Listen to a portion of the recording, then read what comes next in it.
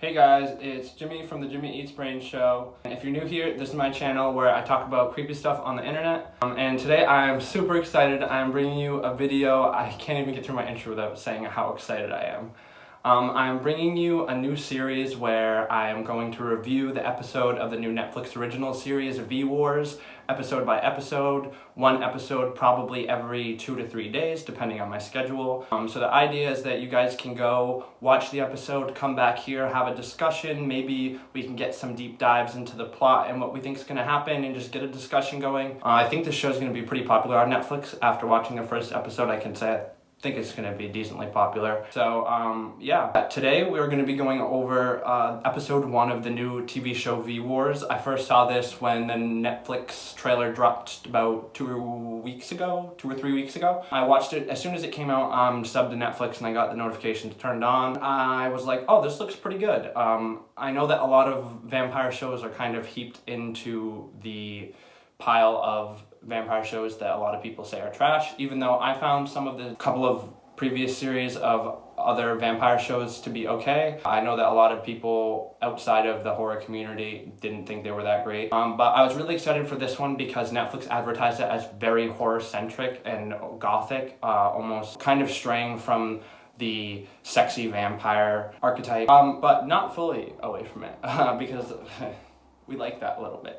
This has a really famous actor, Ian Somerhalder. He was in, I'm sure you've already seen it, a very popular other vampire series. Especially if you're watching this video, I'm sure you've already heard of his other series he was in. So let's just get into it. I'm gonna break down what happened in the episodes and probably highlight some of my favorite parts. If you guys think I missed anything, or if there was something cool that you thought happened that you didn't think I touched up on enough, make sure to let me know in the comment section down below. I'm always super interested in getting back to people in the comments about what they thought about what I'm reviewing and another person's viewpoint on, my opinion. So the opening of this first episode, you are in an Arctic base of some sort. You can't really tell what it is. You're following this man who leaves this very apparently some form of research area, and you follow him as he walks onto the ice. It's very tense. You're not sure what's going on. You get the feeling it's kind of like a cold opening, which I genuinely enjoyed. He ends up shooting himself in the head. That's that. It was shot all right. I enjoyed it. It was pretty cool. For a TV series, I thought the production quality for the kill was pretty interesting. Then you get introduced to Ian Somerhalder's character named Luther Swan. He is a doctor, and he also is some form of research doctor. He is giving a speech at a climate change seminar. So it automatically starts getting slightly political. They start talking at a seminar about the possibility of, mutant biology coming out of melting glaciers that has been preserved for thousands and thousands of years. I bought into it. I thought it was pretty cool. It makes sense, kind of. I mean, anything could happen. Look at the president. And you follow him through the press conference. He gets out of the press conference and he's immediately met with some form of consultant. When he meets them, they tell him that there is lack of communications with one of their research bases. You start to piece together that that's probably the guy who you just saw who shot himself in the head. You automatically flash to him introducing his friend Mikey, who is his driver, I guess, and he proceeds to ask him if he'll go with him to check out what happened at this research base. And when they get there, they realize that there's been some pathogens released and a possible either attack or killing or death. The people who previously inhabited the research base are nowhere to be found, as we know one of them was just shot. And they are immediately evacuated and sent to a lab where they're being tested to see if maybe they had inhaled some form of bacteria. I really like what they started to do here. They started to make you wonder which one of the characters was going to be infected, if any of them were going to be the infected ones. They played on that for a little bit, and I liked how long they did play on it. It felt just right for me. It really worked well. They kind of tricked you halfway through when Luther ended up being physically ill and Mike wasn't physically ill, and then in the next coming scenes you start to unravel that Mikey is actually the one who is going to be a vampire. He starts to experience the symptoms of being a vampire. There's also a cheeky bit that I really enjoyed where Ian Somerhalder kisses his wife but refers to her as not his wife, that thing where they're like, oh, I'm a married man, I can't kiss you, and then they kiss, and then he introduces her as his wife because it's his wife. I thought that was really interesting. I always think it's kind of funny when they do stuff like that, especially in a movie like this that's so archetypal. You kind of don't expect it coming because of that. You're like preparing for other things, so that type of stuff really worked for me in this series. There's some other stuff like that happens later that I also really enjoyed that I'll get into. But the other thing I thought was kind of funny about this, they ended up having to be quarantined to get tested to see if they were infected with some kind of potentially dangerous biomass or hazardous bacteria. And when they do, kid you not, no exaggeration, they are in the quarantine unit fighting for their lives and they bro fist bump it out. Like, literally, bro, it's okay. You're my homie. I'd do anything for you. As they're literally in a quarantine because they are infected with ancient biohazardous material. Let's just bro. That was my biggest complaint, I think, about this episode. I honestly think it might have been for humor. It could have been something they did intentionally to try to be funny, because it was, I paused and laughed and wrote it down straight up. Then you basically just start following Mikey as he starts experiencing obvious symptoms. There's a couple of really cool scenes that I think were done actually fantastically well, especially for a TV series. There's one scene where you're actually not sure yet that he's experiencing symptoms. I think it's the first symptom he experiences, where he starts to have sexual relations with a woman. They haven't revealed that he's probably the vampire yet. You're like, okay, is this just gonna stay kinky or is it going to get stinky? If you know what I mean. I thought that was pretty well done. I was genuinely on the edge of my seat. They also ended up using kind of like a flashback mechanic with it, which I thought was super well done. I didn't see that coming. Such an archetypal thing that I was really expecting it to just be like the gore scene, and it wasn't. It was pretty cool. So you follow Luther Swan and Mikey as they start finding out about more deaths in the town that are kind of suspicious. They slowly start to piece stuff together.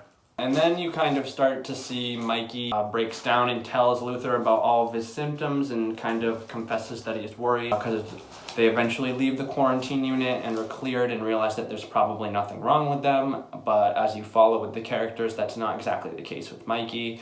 He ends up telling Luther about this, and they chop it up to delusions and hallucination. This really brought out that Luther is supposed to be a very scientific and I guess methodically based character, and that he would not buy into any sort of thing like this. Although Mikey is experiencing it and knows that something weird is up, Luther is much more skeptical.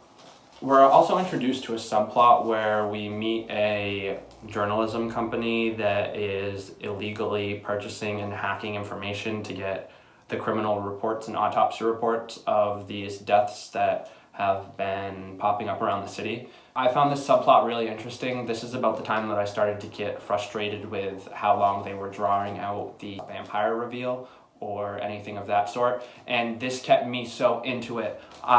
Give me some hacker stuff and I will watch. Especially they were like hot hackers, so let's get it. I'll take some cute hacker couple doing some crazy stuff.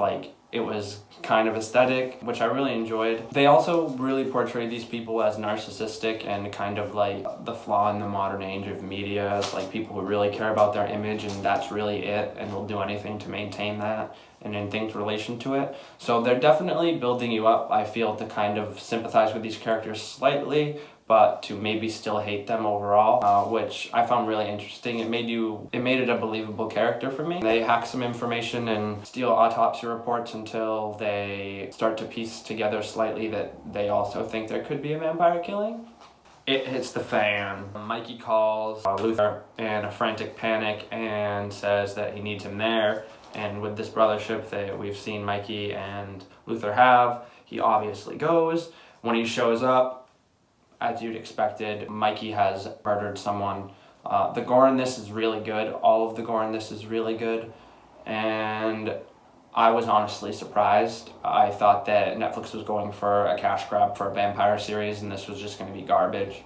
And they were going to use Ian Somerhalder to be the face of the cash grab, and this was the exact opposite of that. The horror and gothic aspects of this were truly the best parts, and the vampire aspect is in the complete back corner. I almost forgot halfway through that this was even a vampire series because it's more of a post-apocalyptic horror than anything else, I feel. so far. Eventually, Luther helps Mikey clean up this mess of a kill that he's done and claims that he just needs help. Luther does it, I think, just out of sympathy. He eventually just goes back to his family the next day and turns himself in. They literally find Mikey on the street trying to murder another girl. They have very little sympathy for trying to help Luther get a lower sentence or anything, and the tables are immediately turned on him. There's some really horrifying aspects of that they definitely did that were purposeful, and I really enjoyed those as well. He goes in and you can clearly tell he's expecting some form of sympathy for coming clean about something that is going to help other people, and that he clearly kind of just made a mistake, and there's no sympathy for him, and it's kind of heavy. There's also another scene like this. The police end up having to physically shoot Michael to get him to stop trying to attack people. He ends up getting tied up and restrained. And one of the leakers or hackers ends up figuring out where he stayed or what hospital he's being restrained in, and they go and they try to interview him. And this is when we get the crazy stuff. Whoa, dude. This vampire is terrifying. This vampire is crazy, okay? First of all, scary. Teeth, okay? Very not human. One of my favorite vampires I've ever seen. Crazy. And she ends up getting away, and he ends up killing a staff member. It was pretty raw, honestly. All of the kills in this are very raw.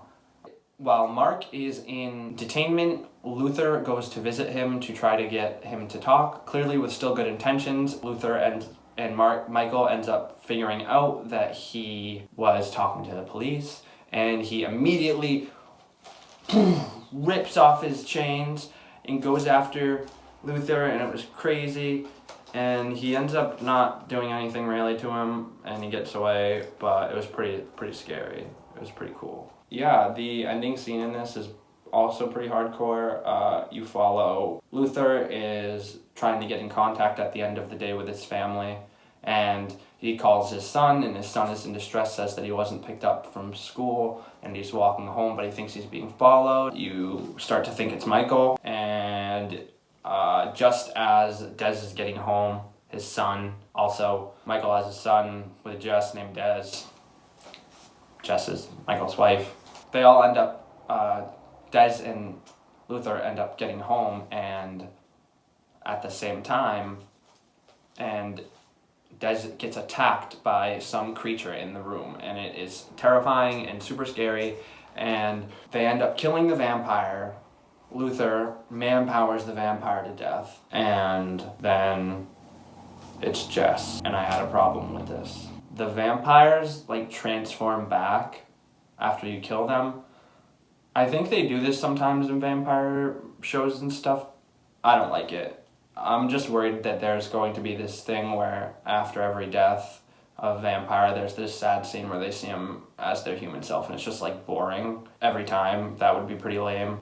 Yeah, that's what I thought about the show. I'm super hyped to do these reviews. I really enjoyed this first episode. I thought the horror aspects were super on point. I think this is one of the best vampire series of the year. I also think that it brought in some really good political topics, bringing in the hackers and the usage of media, and also it talked a lot about climate change and brought up aspects of that. The whole plot does kind of revolve around the idea of climate change being the reason for this virus being produced in the first place, but other than that, I think the overall commentary is good as a hook to get you in, and it gets you thinking, and I think that's really good from a series like this, because it kind of strays you away from the cookie cutter vampire archetype.